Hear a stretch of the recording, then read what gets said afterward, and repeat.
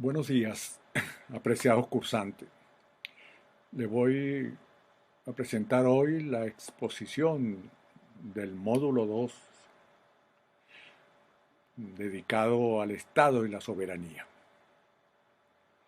Si tratáramos de hacer una definición lo más aséptica posible, lo cual nos separaría del pensamiento crítico, diríamos que el Estado es un aparato político que contiene el conjunto de instituciones que poseen capacidad para regular la vida de una nación en un determinado territorio sobre el que se ejerce la soberanía. Es decir, es la máxima figura de la autoridad. Esta autoridad está dotada del poder que extrae de un determinado ordenamiento jurídico y de la capacidad para utilizar la fuerza de las armas en su defensa. Es necesario diferenciar el concepto de Estado de otros dos conceptos que le son propios, que los complementan, que se relacionan con, con el Estado. Me refiero al concepto de nación y al concepto de gobierno. La nación es una sociedad humana asentada en un determinado territorio que tiene además una identidad, una historia y una cultura compartida, que tiene un cierto grado de solidaridad entre ellos, y el gobierno es uno de los poderes de ese Estado, del Estado de la nación, de esa nación que hablamos en un territorio, que el encargado de asumir la dirección, la conducción y la administración de esa nación. Bien, la esencialidad del Estado es el control y el resguardo. Tal como lo analizaba Engels en su libro El origen de la familia, la propiedad privada y el Estado, ninguna sociedad es viable por sí misma.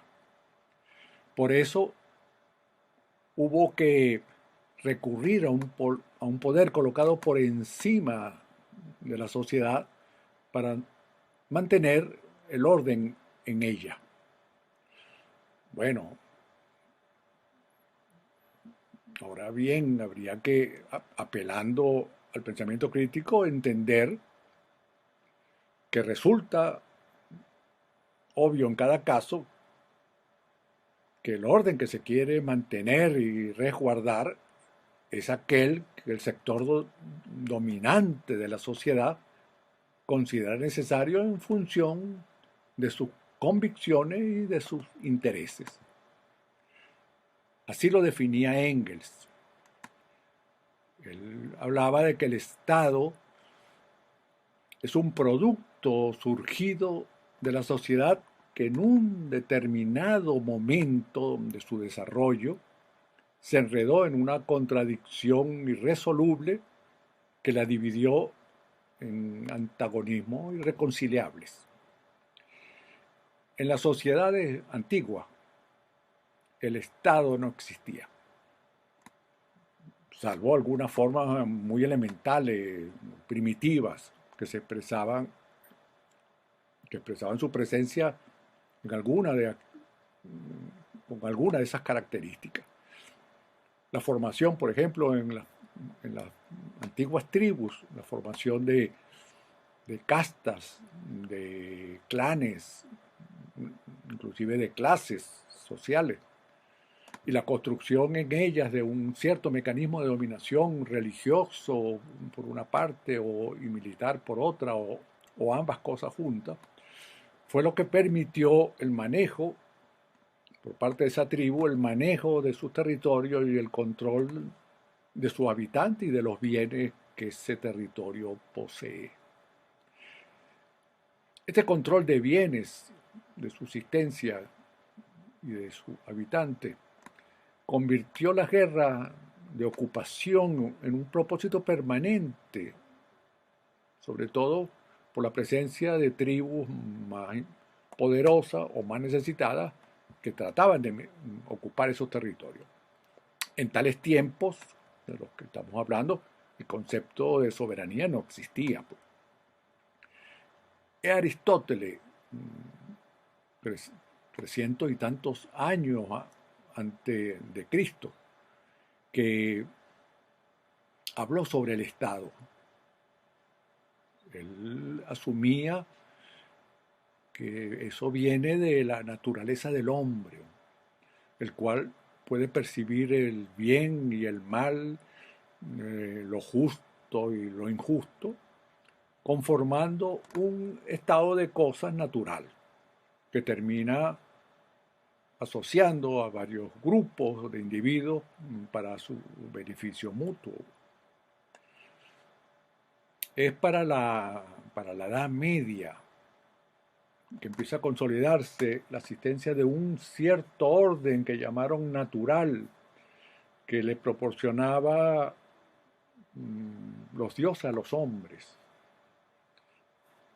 Ese orden, ese cierto orden, ya con algunas normas, fue asimilado al Estado, a un Estado.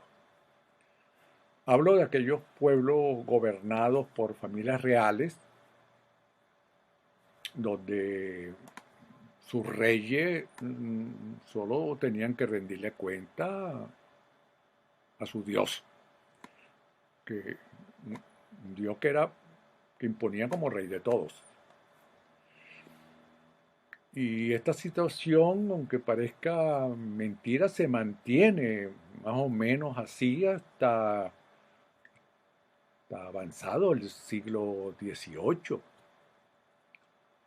En algunos países europeos el avance y la agudización de las contradicciones de clase les hizo necesario, a esa clase gobernante le hizo necesario conjurar los evidentes antagonismos que creaba ese aparato represor, que evidentemente de eso se trataba, era un aparato represor. Es Nicolás Maquiavelo, un pensador florentino que vivió entre los siglos XV y XVI, considerado como el padre de la teoría del Estado y la ciencia política,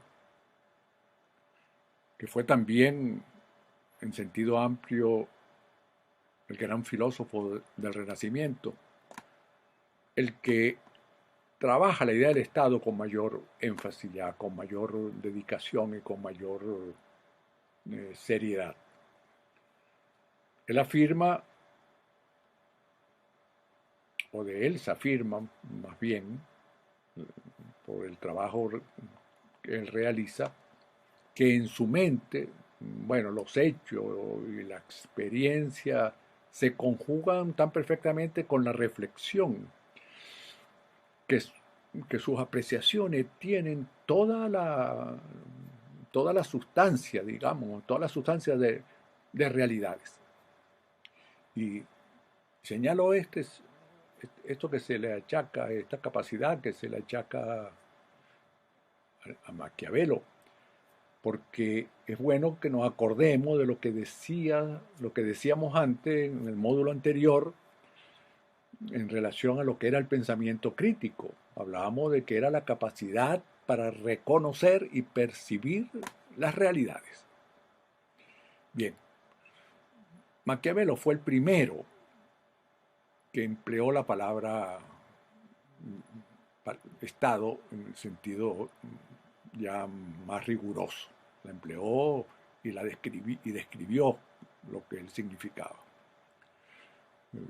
Lo hacía para referirse, como es lógico, a un organismo nacional unificado ante la dispersión y la variedad de las de las ciudades libres italianas del Bajo Medioevo, que estaban representadas cada una por monarquía absoluta, con sus reyes, príncipes y señores feudales.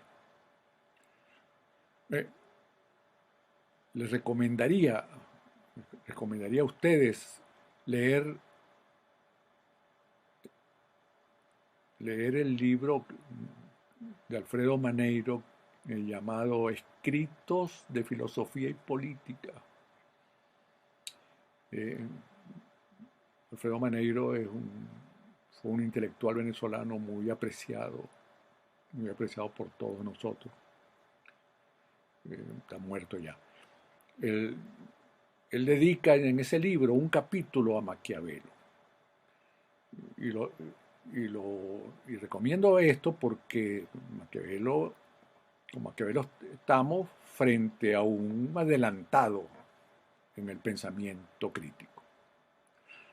Maneiro nos relata cómo Maquiavelo desarrolló su obra principal, llamada El Príncipe, buscando convencer a Lorenzo de Médicis, que era un noble poderoso de Florencia, buscaba convencerlo de que asumiera, encarnara el manejo del Estado, que asumiera ser príncipe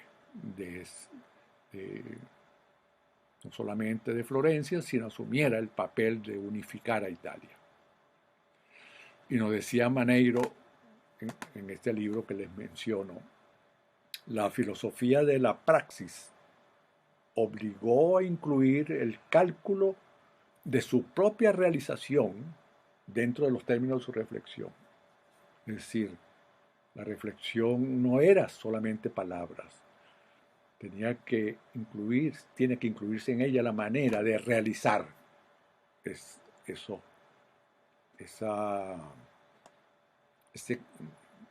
intuición, esa visión de un nuevo modo de existencia.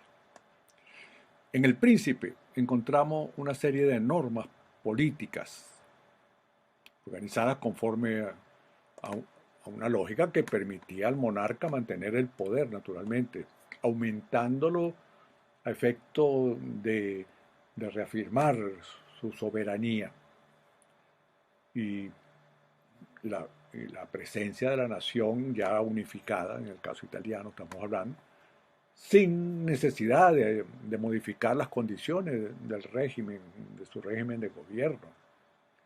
Los pensadores posteriores se ocuparon de precisar que el fenómeno que ya Maquiavelo había vislumbrado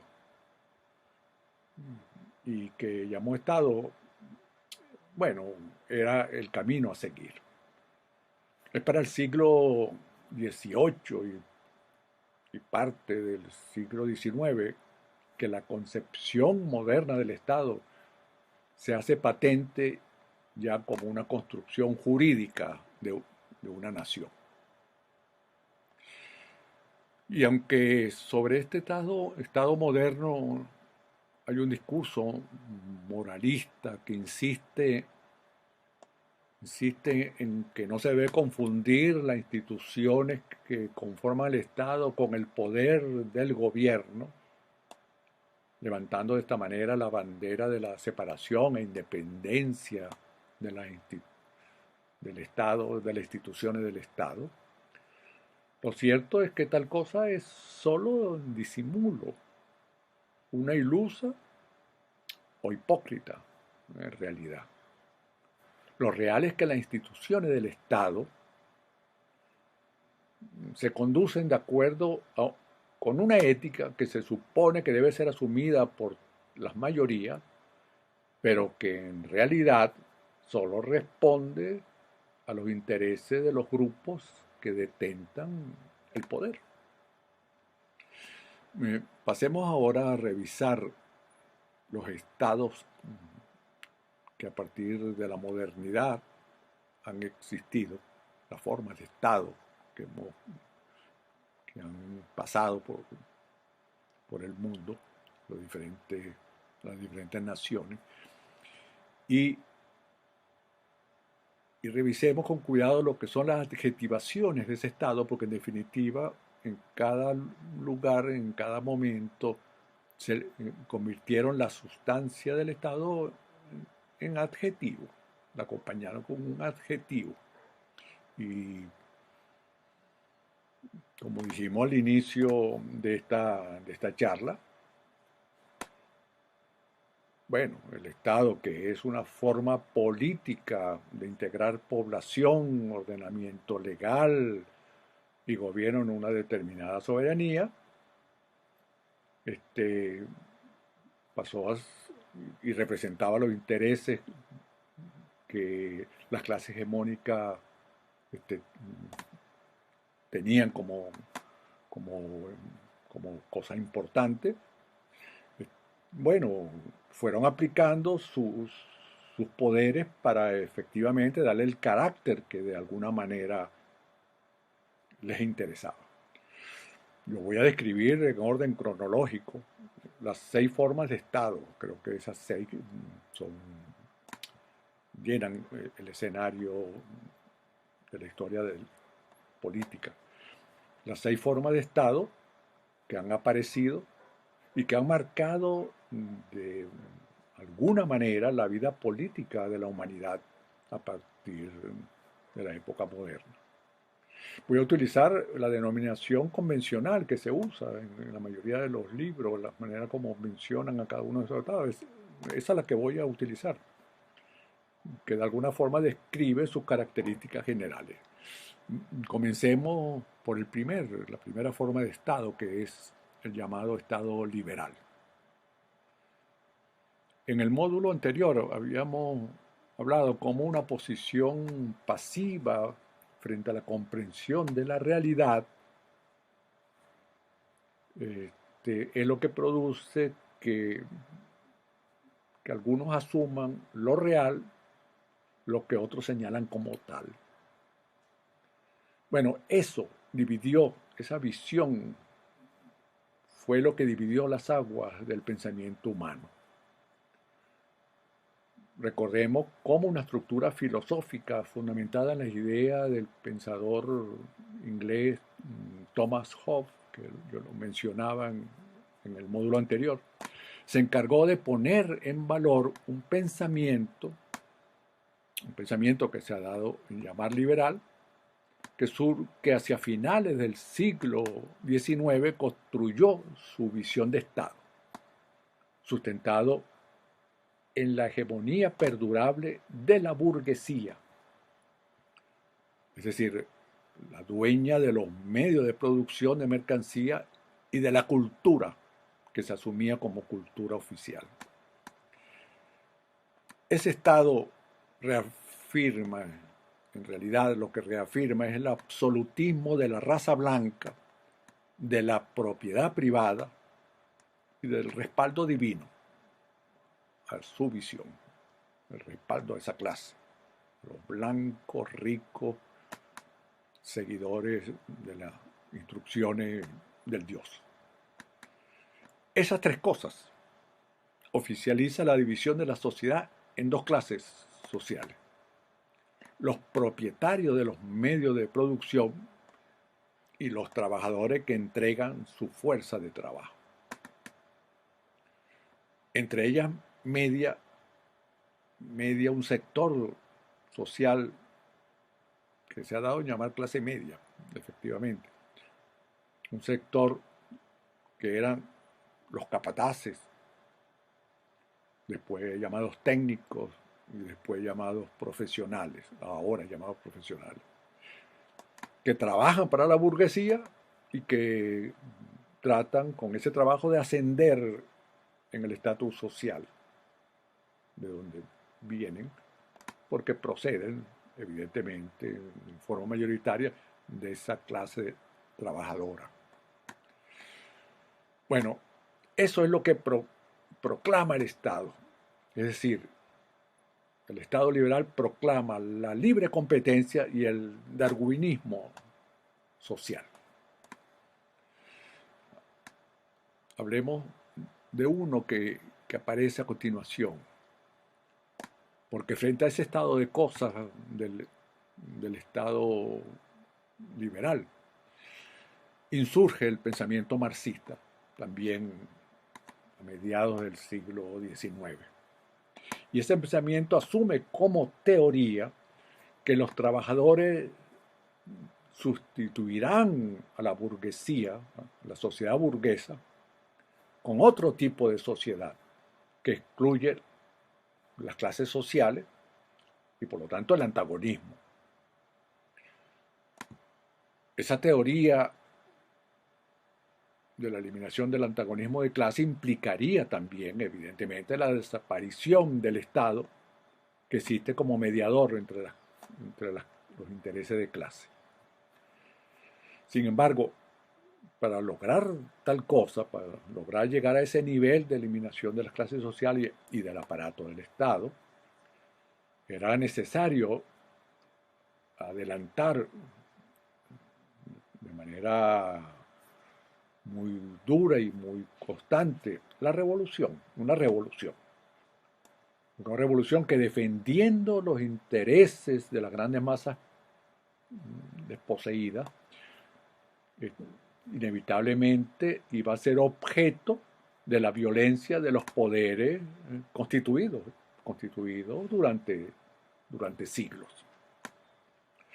Y no importa que la revolución fuera pacífica, porque no se trata simplemente de una revolución, de que la burguesía responda a la respuesta a una revolución violenta. Es que las revoluciones pacíficas, como el caso, por ejemplo, nuestro en Venezuela, iba a confrontar lo que era la violencia de la derecha. Y esa violencia de la burguesía, representada por las organizaciones que hemos llamado de derecha, bueno, se dio en todos los lugares, o se ha dado en todos los lugares donde ha estallado revoluciones buscando mejoras para las condiciones de las grandes masas desposeídas.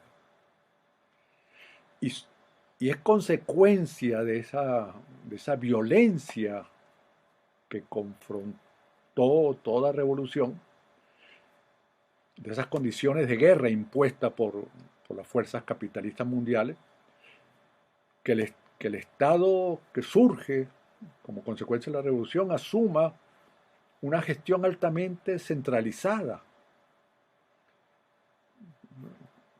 un control absoluto del poder que le permitiera confrontar la guerra que se les hace.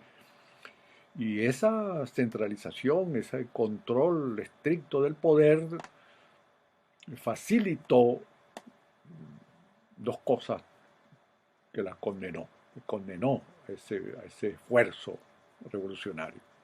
Por un lado, la burocratización de todo el aparato de gobierno, de todo el aparato del Estado, y por otro lado, el autoritarismo. Eso convirtió el Estado socialista, o los primeros estados socialistas que aparecieron, los convirtió en estado más bien paternalista y tutelar,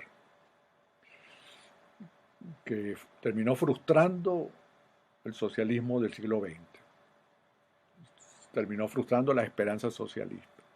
Es de ahí que llamemos a esos estados que surgieron, estados tutelares.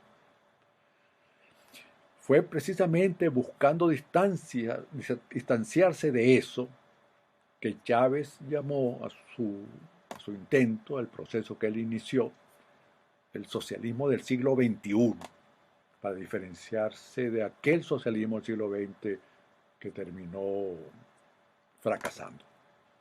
Pues bien, lo cierto es que ese socialismo del siglo XXI, en su esfuerzo de liberar a la sociedad de un Estado opresor, construyó otro, perdón, no el socialismo del siglo XXI, ese socialismo del siglo XX, en su esfuerzo por por liberarse del Estado opresor, terminó construyendo, para defenderse, terminó construyendo otro que deformó totalmente la construcción de ese socialismo.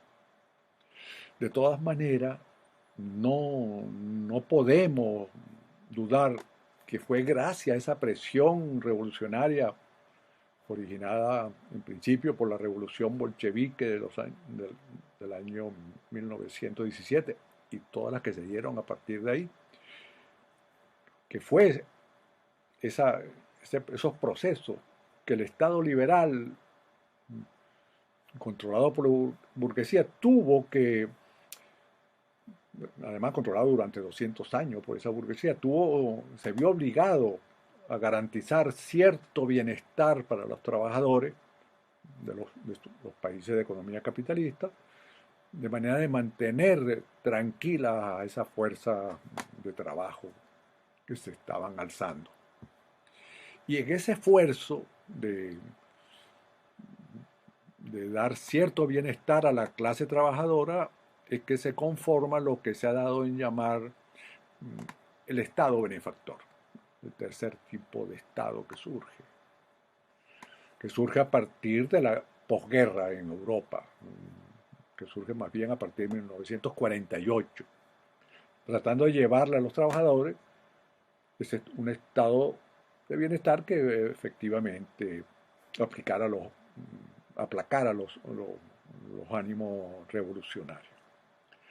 Lo hicieron manteniendo la economía en manos privadas, sin ninguna duda, pero incorporando políticas gubernamentales de responsabilidad social. Tal cosa produjo, sin duda, mejoras sustanciales en esas sociedades. Seguridad social, de seguridad de trabajo, de empleo, eh, salud, educación y hasta en algunos casos vivienda. Esa visión reformista de un capitalismo implacable intentó extenderse por América Latina y por África. Estados Unidos nunca asumió esas debilidades del Estado benefactor. En Latinoamérica y en África, los estados que intentaron una política de desarrollo social en realidad produjeron muy pocos resultados. Y rápidamente la crisis del capitalismo, que está ya en 1978, acaba con esa idea del Estado benefactor. Solo sobrevivió en algunos países escandinavos. Algo de eso sobrevivió en los países escandinavos. Y bueno, y es bueno constatar, es bueno señalar que fuera de Europa, los intentos de estados benefactores fueron tachados de ser un sucedáneo socialista y por lo tanto tachados rápidamente de populista. Pues. Los hechos demostraron en uno y otro caso el poco aliento que tenía el capitalismo para asumir algo más que el lucro, el beneficio personal de los dueños del capital. Sin embargo, es necesario reconocer que el Estado benefactor en el mundo occidental y el Estado tutelar en el llamado campo socialista, que se enfrentaron en lo que se llamó la Guerra Fría, lograron alcanzar niveles de desarrollo importantes, desarrollo tecnológico, científico, y lograron jugar un papel decisivo en la organización de las sociedades y la economía del mundo. También tal esfuerzo generó profundas crisis en ambos, que se hicieron evidentes en la década de los 70, como decía. El Estado El capitalismo no aguantó el gasto social y el Estado tutelar se desplomó. Esta situación, esa crisis del, del capital en Occidente y el estancamiento y descomposición de los estados socialistas terminó liquidando esas dos formas de Estado, el Estado benefactor y el Estado tutelar. Sin embargo, la caída de la Unión Soviética fue la que salvó de la debacle al Estado liberal, al Estado capitalista. Porque ese Estado rápidamente, ya sin el obstáculo que representaba la Unión Soviética, empieza a transmutarse rápidamente a un Estado liberal mucho más radical, que es el que se ha dado en llamar de Estado neoliberal, que ha sido solo la antesala a un nuevo Estado mundial que aspira el gran capital y que de alguna forma se viene escondiendo tras lo que llaman la globalización. Se abandona totalmente el esfuerzo social y se asume en el Estado neoliberal y se asume la defensa incondicional de la reproducción del capital, apoyado ahora no en la producción, sino en el financiamiento de ella. El capital financiero es el que asume el liderazgo del capitalismo. La violencia de su propósito los esconde tras una serie de eufemismos: el libre mercado sin frontera, las desregulaciones, la flexibilización del empleo. Eso es lo que se señala como importante de realizar y así lo han vendido. En América Latina sufrimos las consecuencias de eso, se ha sufrido las consecuencias de esas desregulaciones, flexibilización del empleo y libre mercado sin frontera.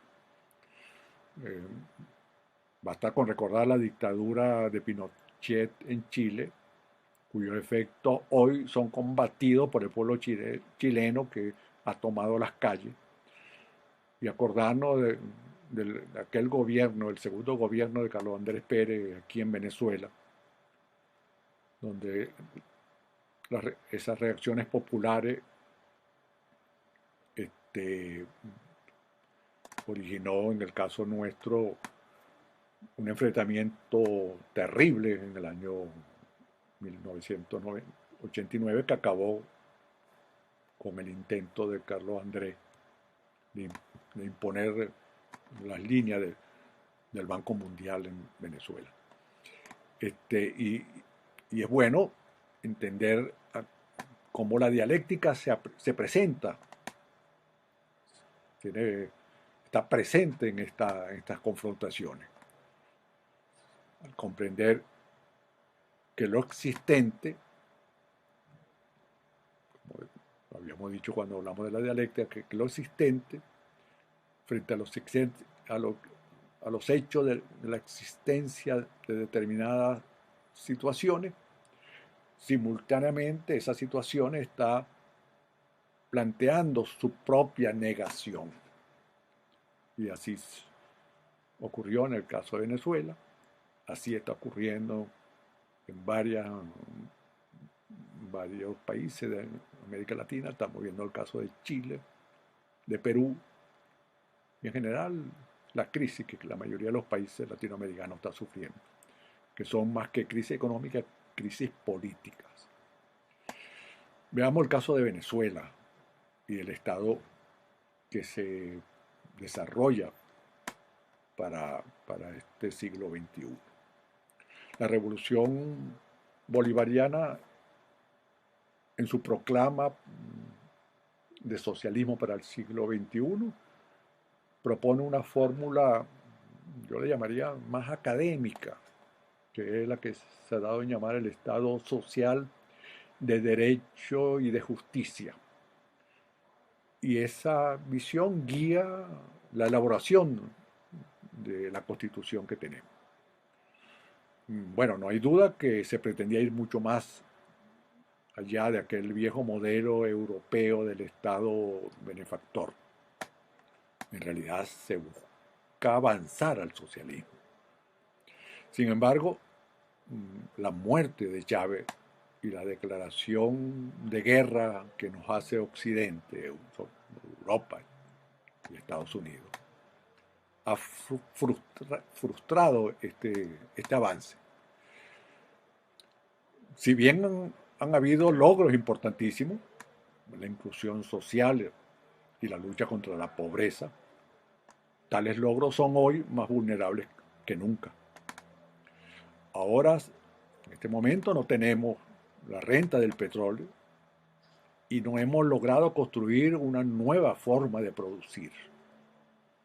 Es decir, el Estado social de derecho y de justicia ha derivado en un Estado que no asegura estos logros y que no ha sido capaz de desarrollar lo que se aspira.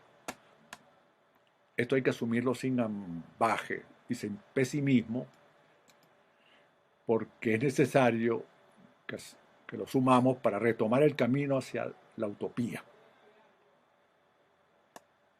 A estas alturas, en el mundo pareciera que China es la única que lo está haciendo, que está avanzando en esa dirección de una nueva forma de sociedad.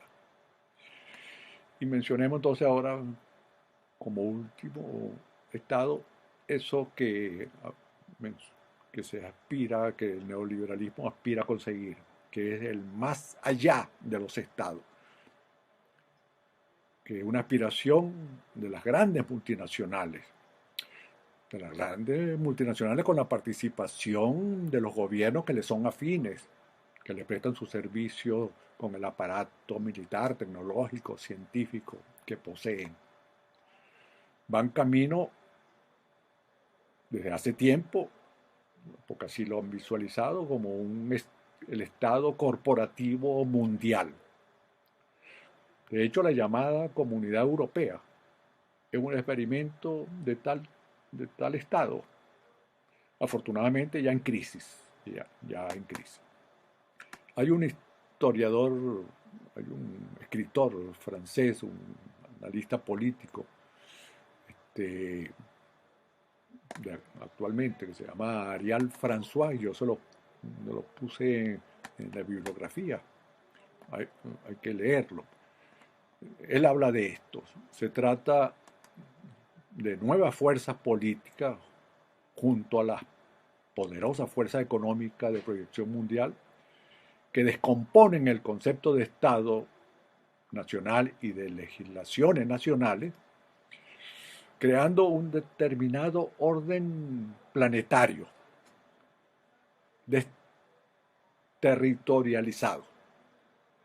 Y aquí no se habla solo de las grandes multinacionales que manipulan el mercado a su antojo, al margen de los esfuerzos de los estados, también de las redes globales que manejan la información y la comunicación, y que cada vez están más concentradas en manos de estas multinacionales, los medios de comunicación audiovisuales y escritos, cosa que permite, además del control, el procesamiento y manipulación de la información, que hace bien difícil tener conciencia de cuáles son los hechos que suceden, y que además maneja la industria del consumismo, del individualismo, y que, como si fuera poco, construye tribunales internacionales con funcionarios judiciales nombrados por ellos, además, sumándose a todo eso, aparece del otro lado de la legalidad, aparece también el narcotráfico, la trata de personas, el terrorismo, los contratistas de la guerra, estimulados por los mismos propósitos y cumpliendo la misma función. Así la dialéctica vuelve a aparecer. La lucha por el poder imperial del capitalismo genera sus propias negaciones. Por ejemplo, el ahora derrotado Trump había sustituido la bandera de la globalización por la de American First. Y ahora es sustituido por otro sector capitalista que busca llevar adelante esos propósitos globalizadores. Es lo que suponemos que va a ser Biden. Frente a esto, tenemos que preguntarnos cómo sobrevivir como Estado independiente y soberano a esos intereses supraterritoriales que tienen inconmensurable poder. Cómo asegurar nuestro territorio y sus bienes. Y cómo retomar nuestros objetivos y esperanzas. El punto complementario de esta exposición es la soberanía. Hablemos un poquito de ello. A mí me gusta describir la soberanía como el ejercicio de una vida de decencia colectiva. En términos jurídicos, es la cualidad del Estado que está atada al principio de autoridad. Este concepto no fue manejado por griego ni romano. Surge a finales de la Edad Media, con la lucha de los tres poderes, la iglesia, los reyes, los señores feudales. Y en la monarquía de entonces, que era la monarquía absoluta, la soberanía estaba identificada por el rey. Es decir, el rey, como decía Luis XIV, el Estado soy yo. De ahí que el monarca fuera llamado el soberano. Bueno, aunque Maquiavelo hablaba de ella, la más antigua y clara definición que conozco de soberanía se remonta a finales del siglo XVI. La escribió Joan Badin, un intelectual francés en el campo de la filosofía, del derecho y la ciencia política y la economía. En la obra de Badin, en los 6 libros de la República, él nos dice que la soberanía es el poder absoluto y perpetuo de una república. Claro, para él, igual que para Maquiavelo, la república era el recto gobierno de varias familias y de lo que le era común a ellas. La Revolución Francesa tomó los conceptos de Juan Jacobo Rousseau en el Contrato Social, escrito años antes de esa revolución, para declarar que la soberanía se basaba en la voluntad general y el único soberano era el pueblo. Pero la Revolución Francesa terminó con la restauración de la aristocracia y el imperio. Así, el liberalismo europeo pudo manipular el concepto de soberanía, estableciendo que la soberanía residía en el Parlamento. Bueno, se dan una serie de alzamientos populares grandiosos en muchos casos. 82 años después de aquella primera revolución, esa revolución francesa, estalla la Comuna de París en 1871. Fue exterminada a sangre y fuego. Pasan 36 años y se da la revolución bolchevique. 31 años después de la revolución bolchevique, el Partido Comunista Chino toma el poder.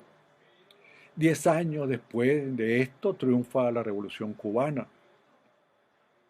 Y pasan solo 9 años para que estalle una revolución estudiantil que se produce en el mayo de 1968 en París, pero que recorre todas las universidades del mundo.